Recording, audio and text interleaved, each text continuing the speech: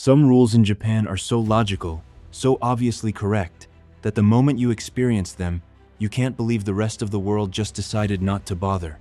No eating while walking on the street. Trains that issue public apologies for being 30 seconds late, and school students who clean their own classrooms instead of waiting for someone else to do it. Japan doesn't just have different rules.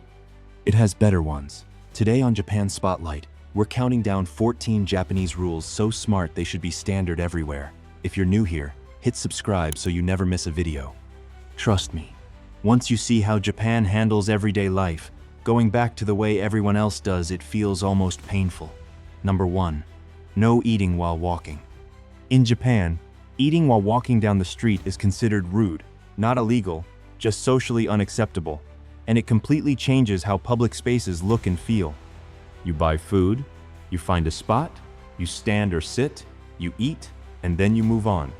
Street food vendors have designated eating areas right next to their stalls. You finish your snack there and dispose of your trash before continuing.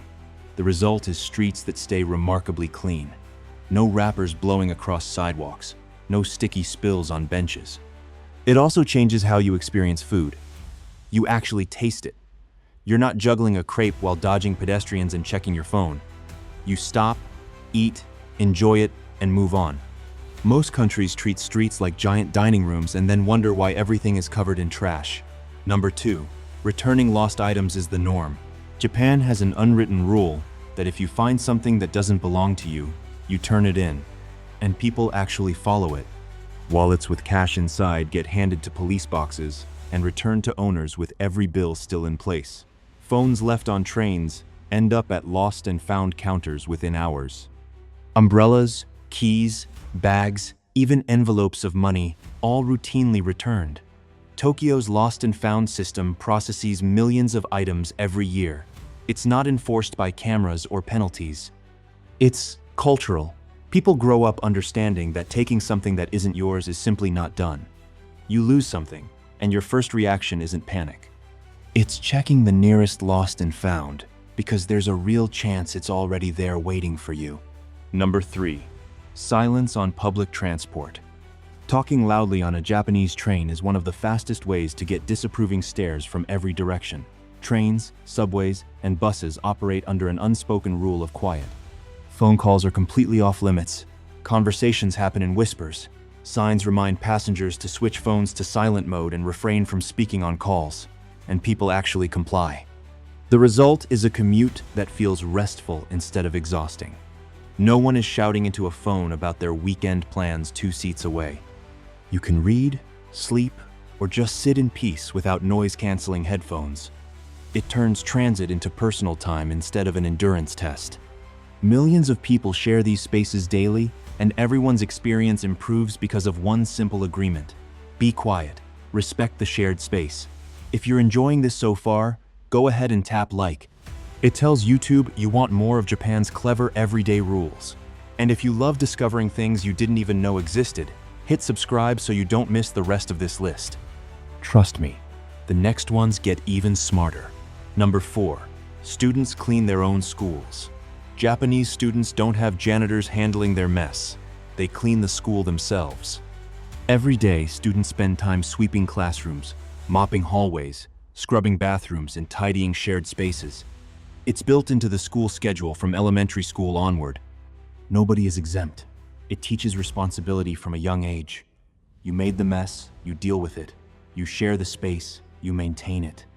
Kids grow up understanding that cleanliness isn't someone else's job. Schools stay remarkably clean because the people using them are the same people maintaining them. It builds discipline, teamwork, and respect for shared environments.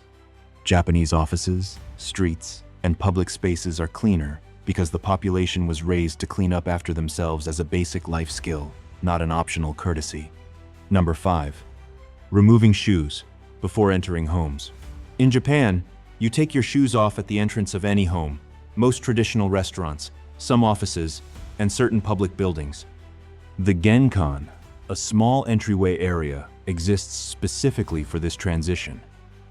You step out of your shoes, step up onto the raised floor, and continue in socks or provided slippers. Everything that was on the bottom of your shoes stays at the door. Floors stay clean. People sit and sleep on the floor in many Japanese homes, so keeping surfaces hygienic is practical, not ceremonial. Guests are often provided with separate slippers for bathroom areas, so bathroom floor germs never reach living spaces. It drastically reduces outdoor contamination inside a home.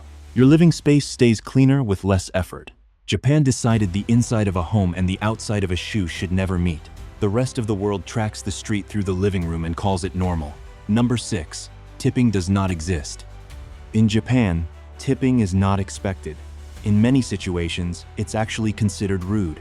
You pay the listed price for the meal, the service, the taxi ride, whatever it is. That's it. No mental math calculating percentages.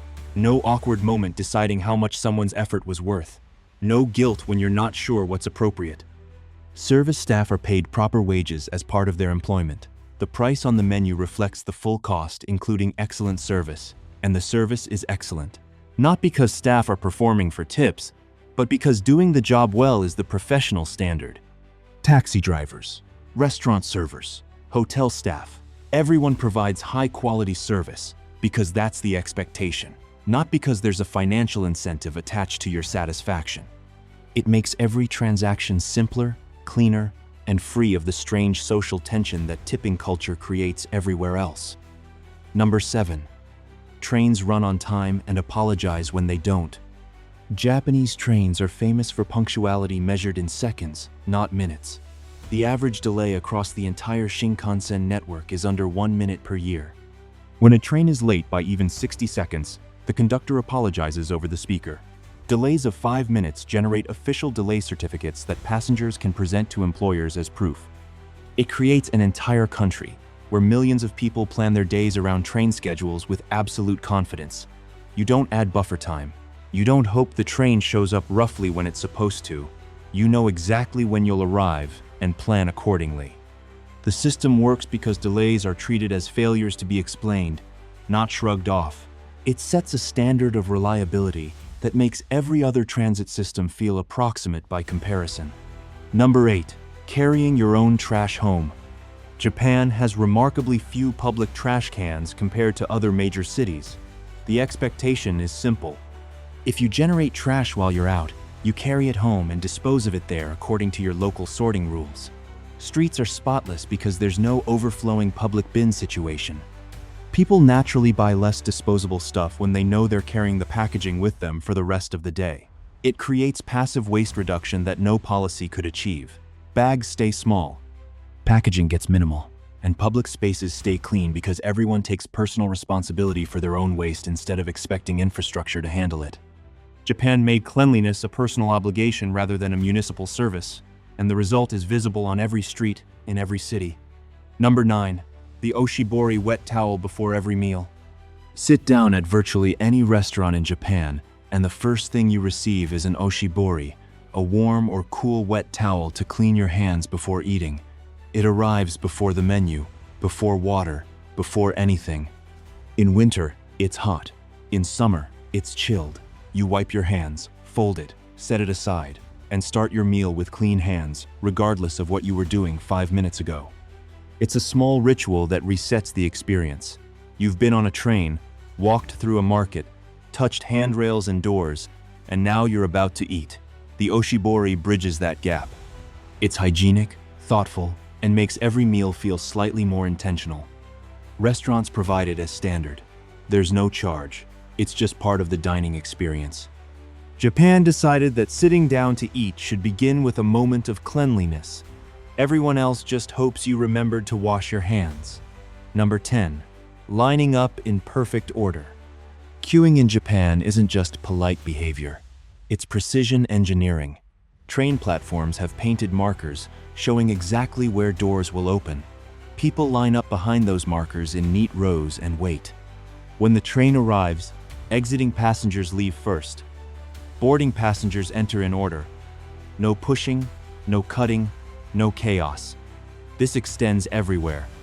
Bus stops, elevators, ticket counters, escalators, left side for standing, right side for walking. The rules are unspoken but universally followed. It eliminates the low-level stress of competing for position in a crowd. You know where to stand. you know when it's your turn. Rush hour with millions of commuters flows smoothly because cooperation is the default, not the exception. Japan proved that crowds don't have to feel chaotic when everyone agrees on how to move through shared spaces. Number 11. Bowing instead of handshaking. Japan replaced physical contact greetings with bowing, and it's more versatile than any handshake could ever be. A slight nod for casual acknowledgement, a deeper bow for respect, a full bow for apologies or formal occasions. The depth and duration communicate exactly how you feel about the interaction without touching anyone. It's hygienic, no germ exchange, no awkward grip strength competitions, no wondering whether to go for one cheek or two. You simply bow appropriately, and the message is received. It scales effortlessly, from greeting a cashier to meeting a CEO, and it carries information a handshake can't. The degree of the bow tells the other person exactly what level of respect or gratitude you're expressing. Japan built an entire nonverbal communication system into a greeting. The rest of the world is still fumbling through fist bumps and awkward waves trying to figure out what's appropriate. Number 12. Quiet residential neighborhood rules. Japanese neighborhoods enforce quiet hours with genuine seriousness. Late-night noise, loud music, disruptive parties, these aren't just frowned upon.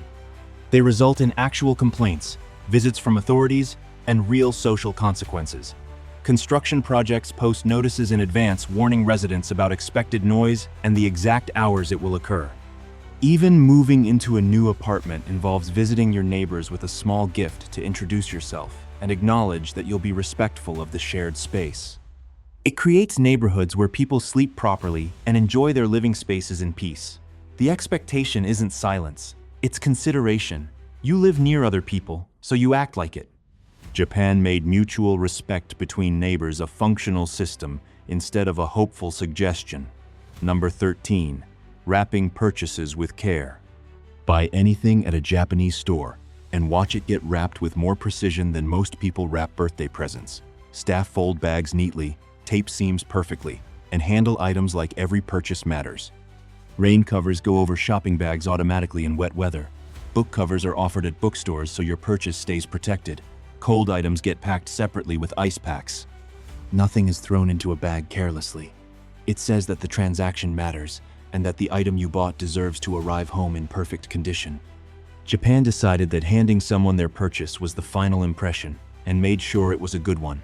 Everyone else just asks if you want a bag. Number 14. Public spaces designed for everyone. Japan builds accessibility and consideration into public infrastructure as standard practice. Tactile paving guides visually impaired people across sidewalks and through train stations. Elevators announce floors audibly. Pedestrian crossings play distinct melodies so people know which direction has the green signal without seeing it. Ramps, priority seating, wheelchair accessible everything. It's not an afterthought. It's part of the original design. Public restrooms include child seats, so parents don't have to hold a toddler while using the facilities. Benches in parks have armrests positioned so elderly visitors can push themselves up easily. Japan designed public infrastructure around the idea that everyone deserves to navigate the world comfortably. Most places add accessibility later as a correction. Japan builds it first as a principle. If you want to see more things Japan is doing smarter than the rest of the world, then like and subscribe to Japan Spotlight, and make sure to watch the video on your end screen. It's packed with even more genius.